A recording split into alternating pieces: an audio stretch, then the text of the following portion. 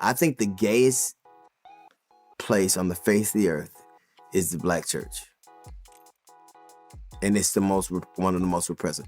Because I think all the dudes there is kids that used to got to go with their kids, dudes that used to got to go with their wives, and men that are trying to pray the love of God there. So Pastor Donnie McClurkin just got slapped with a wild lawsuit, and it's shaking things up in church circles. People are saying D.L. Hughley might have been onto something when he said, "Black churches these days seem to be doing everything but God's work."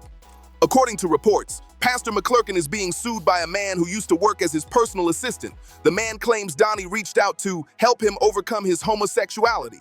But the lawsuit says something totally different went down. It's not some random story or quick misunderstanding. The court papers suggest this went on for a while, and that makes it sound way deeper than people first thought. The accuser says these alleged incidents happened over time, while Donnie was supposed to be his mentor, spiritual guide, and pastor. And here's where it gets extra shocking. This is the same Donnie McClurkin who built his reputation preaching against homosexuality. He's publicly said he used to be one himself, but that he prayed the gay away. That quote has followed him for years, but now folks are wondering if things weren't as they seemed. So of course, D.L. Hughley couldn't resist saying, "I told y'all." And honestly, this isn't the first time something like this has popped off in the black church community. Every few years, another story hits. Pastors accused of living double lives while still preaching purity and collecting offerings.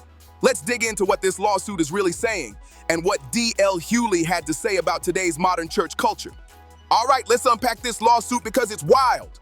The man suing Pastor Donnie McClurkin is named Giuseppe Cordo, and according to the legal documents, he wasn't just some random dude. He used to be McClurkin's personal assistant and mentee. Cordo claims the pastor reached out to him under the guise of helping him overcome the curse of homosexuality.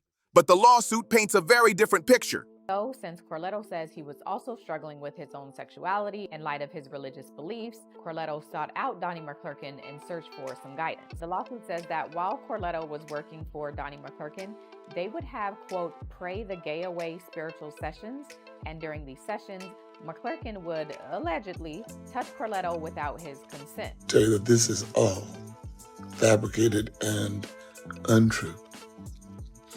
And I'm praying for the gentleman.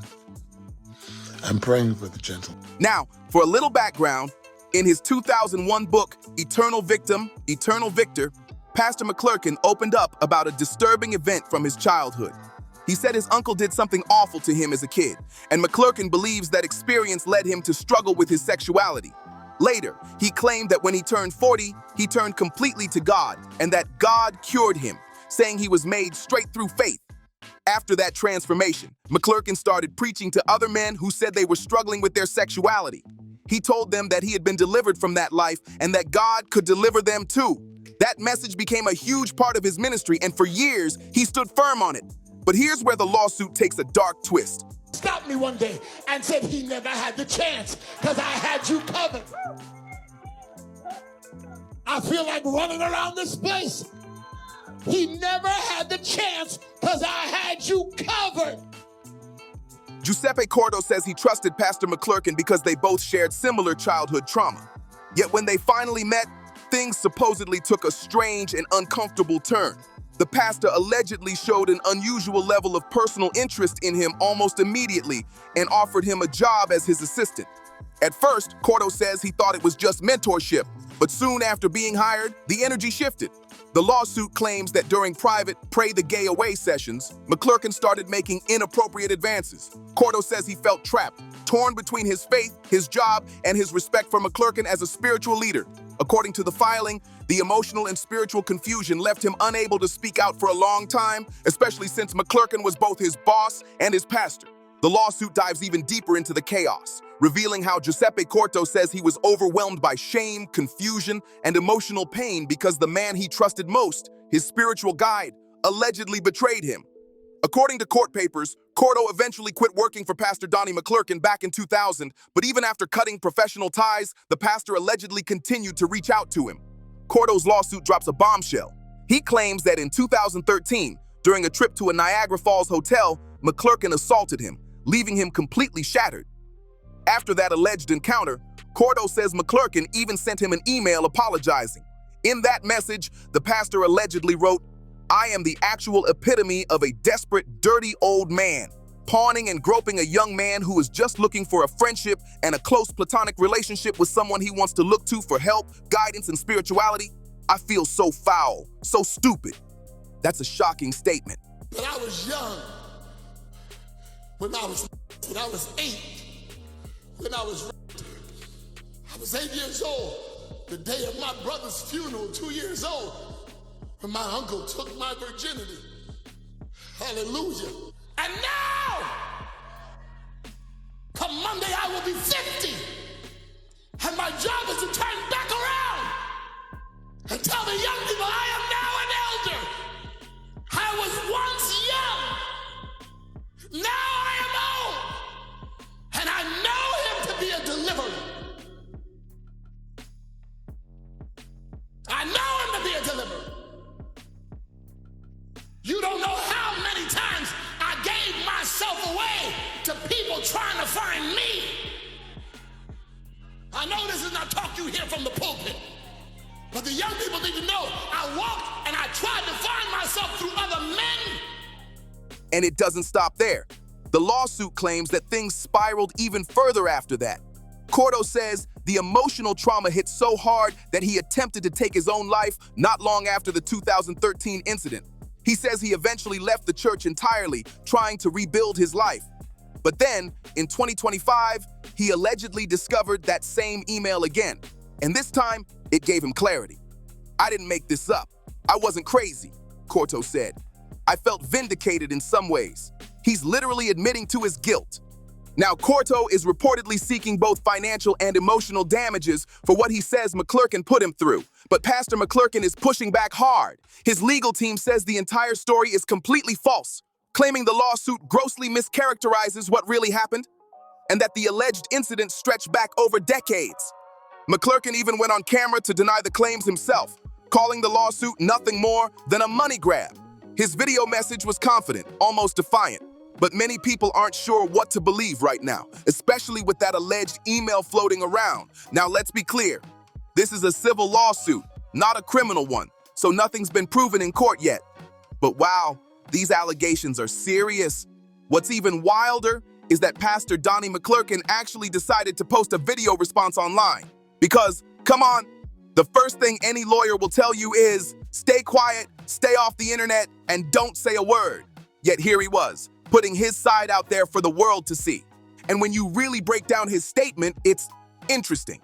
He said a lot of things, but if you listen closely, he never directly denied having some kind of relationship with Giuseppe Cordo. That's what has people online talking. There's been plenty of speculation that maybe Pastor McClurkin and Cordo had something going on behind the scenes. Some even suggesting they might have been quietly involved at one point. Now, of course, Pastor McClurkin has said for years that he's been delivered from that lifestyle. But honestly, people are side-eyeing this whole thing because he didn't flat out say, "We were never involved." That silence is making a lot of folks question what's really going on here. And that brings us to DL Hughley's explosive take on Vlad TV.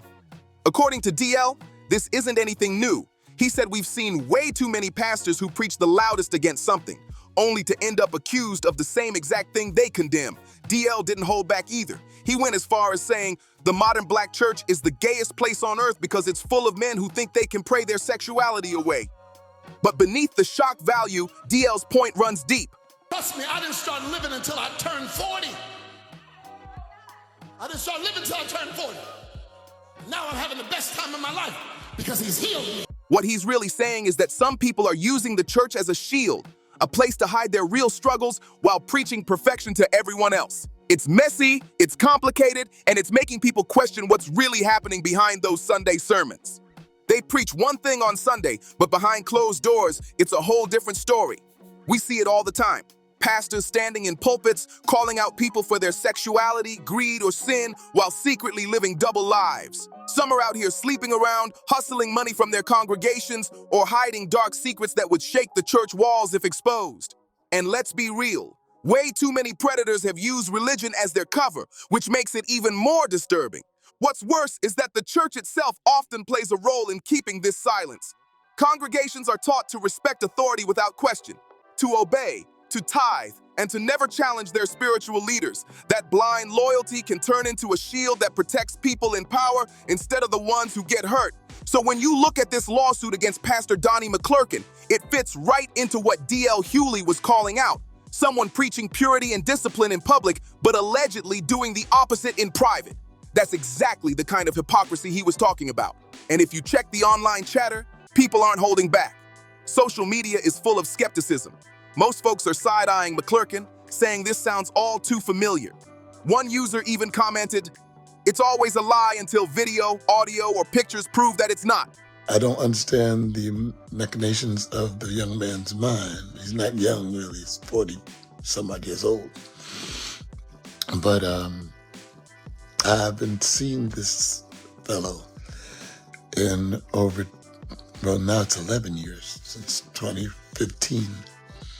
And I haven't spoken to him since that long either.